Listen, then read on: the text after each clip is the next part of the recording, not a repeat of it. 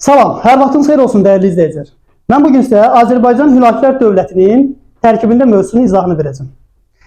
Çingiz xanın nəvəsi Hülakü xanın rəhbərliyi altında Ön Asiya, Qafqaz və Kiçik Asiya istiqamətində Monqolların 3-cü yürüşü baş verdi. Bu yürüşdə Monqolların məqsədi məhz müstəqil dövlətləri itaətə gətirmək və yeni ərazilər işğal etmək siyasəti idi. Beləliklə, Hülakü xanın rəhbərliyi altında 1256-cı ildə məhz Azərbaycan işğal olundu 1256-cı ildə və 2 il sonra yaradılacaq dövlətin tərkibinə qatılacaq. 1258-ci ildə isə Bağdad tutulur və məhz Abbasi xilafətinin varlığına son qoyulur və Abbasilərin xəzinəsi keçir Monqolların əlinə. Hülakü xan kim idi? Hülakü xan yaradılacaq yeni dövlətin hökmdarı olacaq. Amma buna qədər Azərbaycan alimi Nəsrəddin Tusi məhz Hülakü xanın məsləhətçisi, onun oğlu Abaqa xanın isə vəziri olmuşdu. Hülakülər dövlətinin paytaxtı ardıcıl olaraq Marağa, Təbriz, Sultaniyə, sonra yenidən ikinci dəfə Təbriz şəhəri dövlətin paytaxtı olmuşdu. Hülakü xana Elxan rütbəsi verildiyinə görə bu dövlət həm də necə adlanmışdı? Elxanilər dövləti də adlanmışdı. Bu hansı dövlətimizdən oxşar cəhət təşkil edir? Bəli, Eldənizlər və Atabəylər. Eyni məna, eyni dövlət.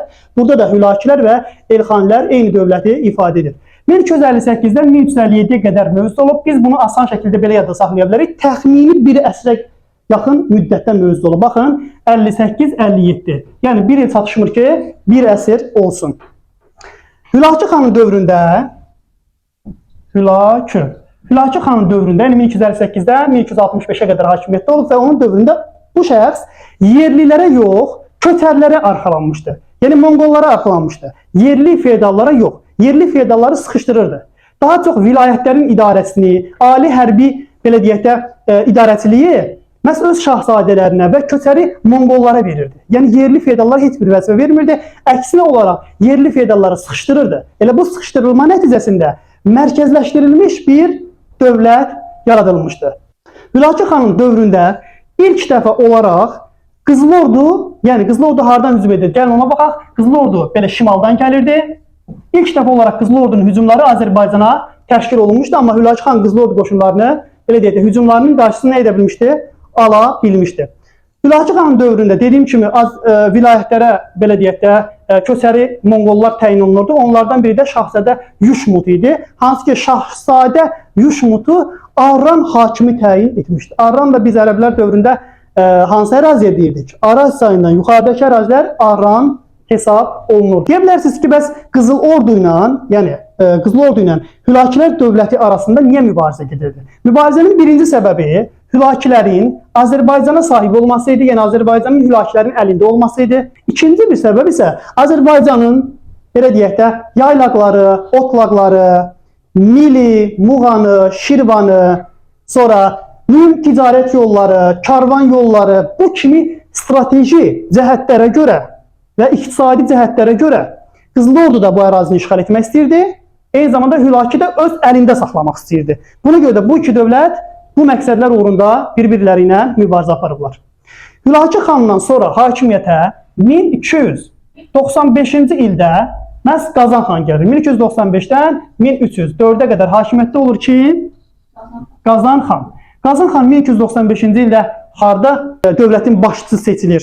Harda xan olur? Qarabağda. Qarabağda şah seçilir. Qarabağda təxmini olaraq Qarabağ bu ərazidə xəritəni tam olaraq çəkib bilməmişəm.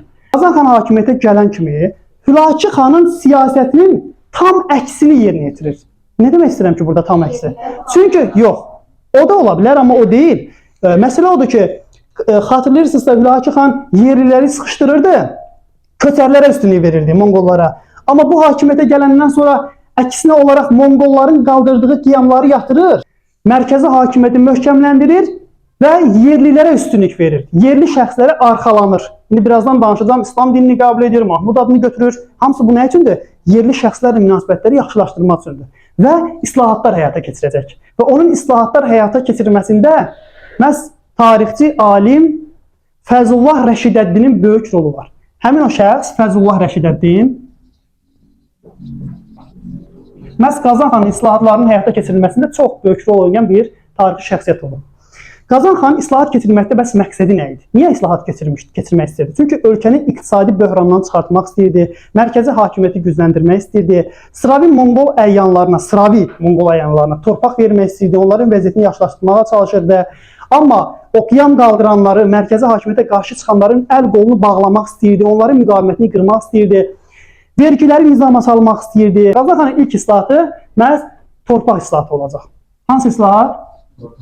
Bir qayda olaraq uşaqlar, torpaq islahatında əsas məzmun iqtadır. İqta necə torpaq idi? Xidmət müqabilində verilmiş torpaqlara iqta torpağı deyilirdi. Yəni, Qazan xan xidmətin qarşılığında iqta paylayacaq. Məsələ bundan ibarətdir. Bəs iqta torpaqları hansı torpaqlardan veriləcək? Baxın, İncu, Divan, bir də Bayrat. Bilirəm ki, bunlardan Bayrat. Bəzilərini bilməz. Divanı bilirsiniz, dövlətə məxsusdur. İncunu bilmirsiniz, bir də Bayratı. Gəlin bunlar haqqında məlumat verək. Bəli, Monqollar dövründə yaranmış yeni torpaq mülkiyyət formaları yeni idi. İncu, xan və onun ailəsinə məxsus torpaqlar idi. Bizim o keçdiyimiz xalisə kimi. Bayrat isə istifadəsiz qalmış torpaqlar belə adlanırdı. Vaxtikən istifadəsiz qalıb, Qazan xan isə bu torpaqları siyahıya alıb və xidmət müqabilində verib hərbiçilərə. Başa düşdükmü bunları? İqta, bəli, bildiyiniz kimi xidmət müqabilində verilirdi. Hərbi xidmətə görə verilirdi. Bu torpaqları satmaq, bağışlamaq, kiməsə vermək olmazdı.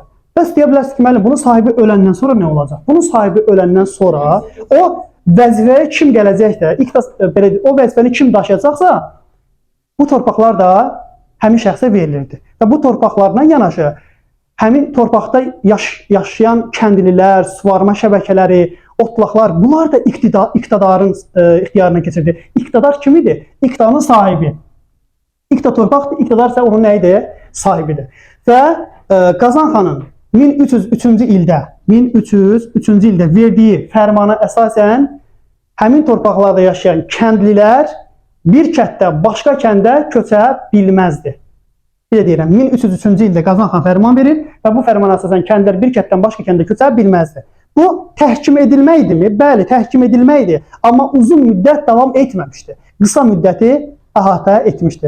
Bu bizim torpaq islahatımız. Növbəti islahatımız, vergilər haqqında məlumat verdik. Növbəti islahatımız isə vergi islahatı olacaq. Gəlin, vergi islahatı ilə tanış olaq.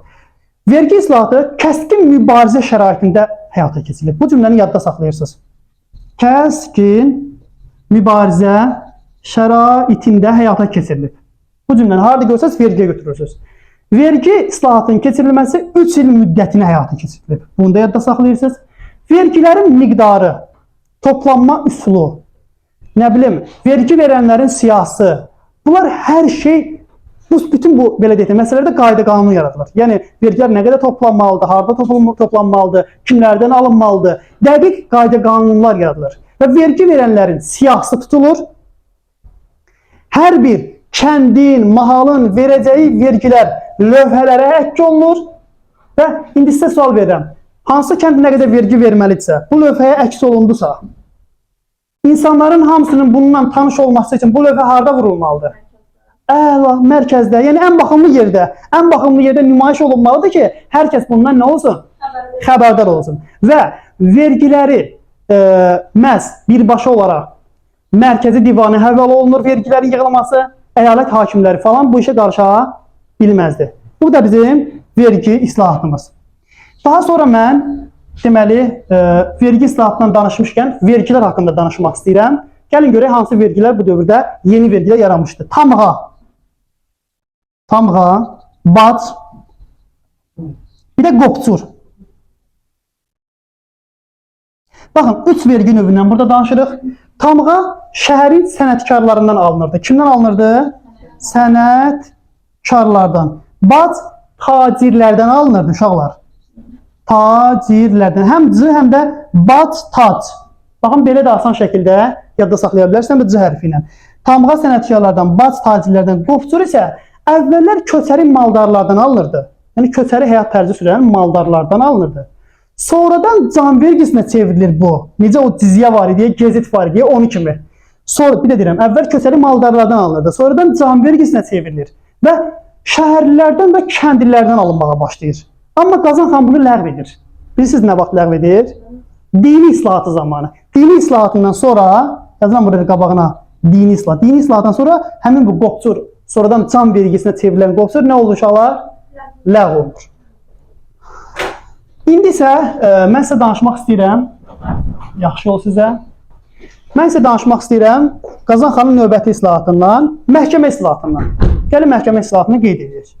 Məhkəmə. Bir sual ortaya çıxır. Bir şəxs, bir xanım niyə məhkəmə islahatı keçirməlidir ki? Gəlin xüsusiyyəti. Deməli, qayda qanun yaratmaq üçün məhkəmə hakimlərinin, hansı ki o öz başlanılıq edən hakimlərin əl qolunu bağlamaq üçün, alqı-satqı işlərində qayda qanun yaratmaq üçün. İndi sual ortaya çıxır axı. Bu alqı-satqını buraya yazsaq, alqı-satqı. Deyə bilərsiniz, bunun ticarət islahatı da olub. Ticarət islahatı da olub.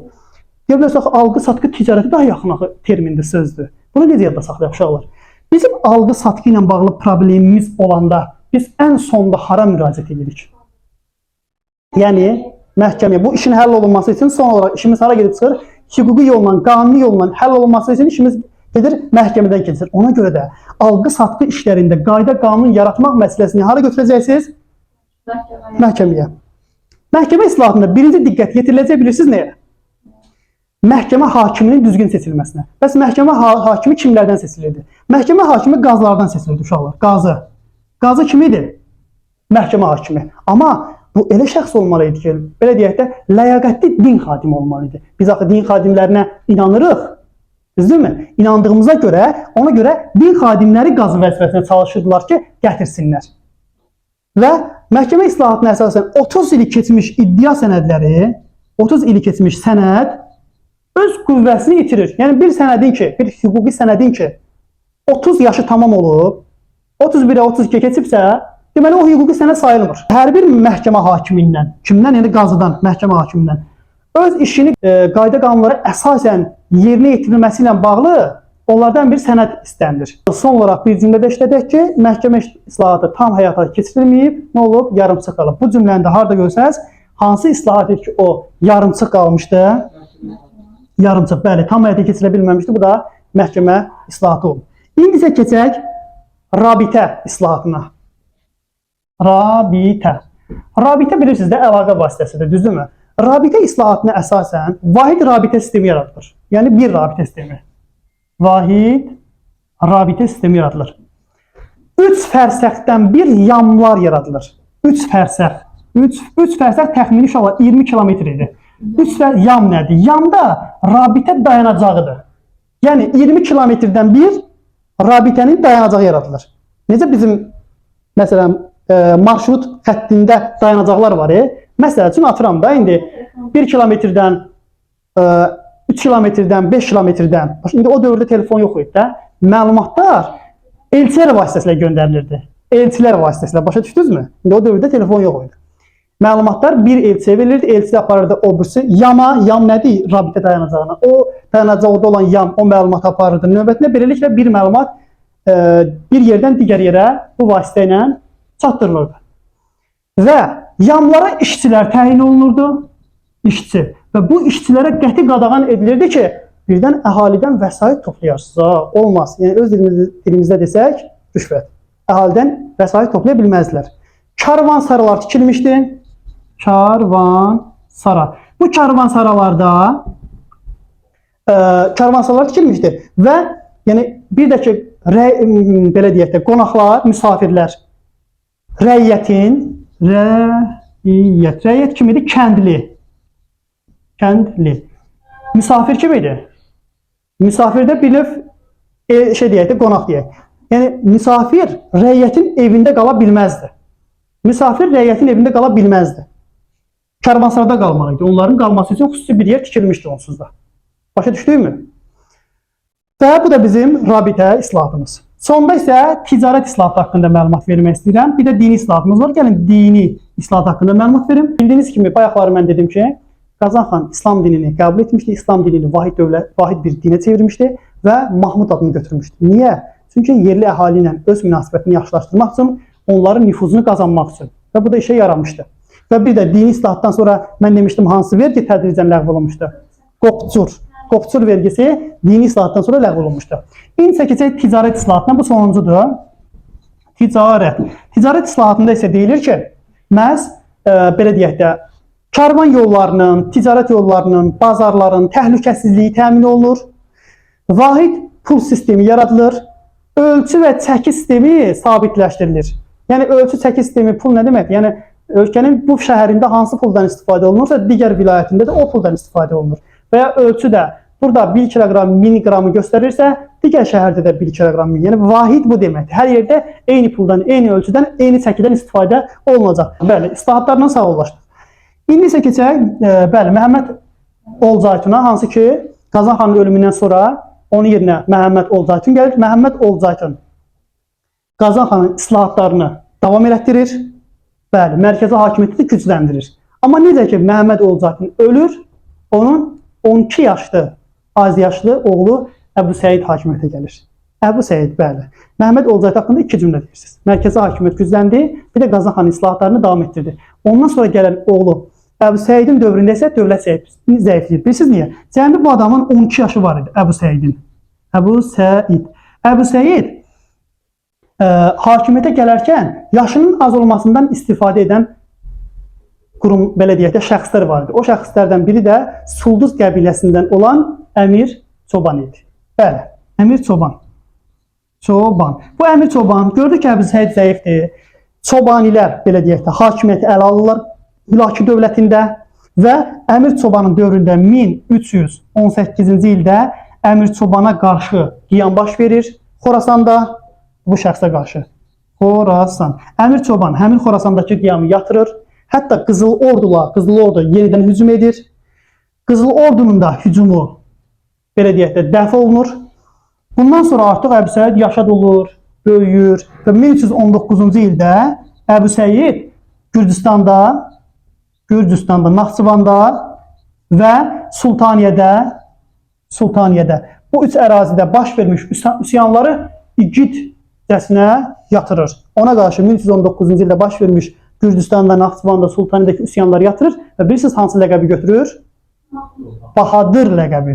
Bahadır sözünün Bahadır nə deməkdir? İgid deməkdir. Bahadır sözünün mənası igid deməkdir. Bahadır ləqəbini götürür.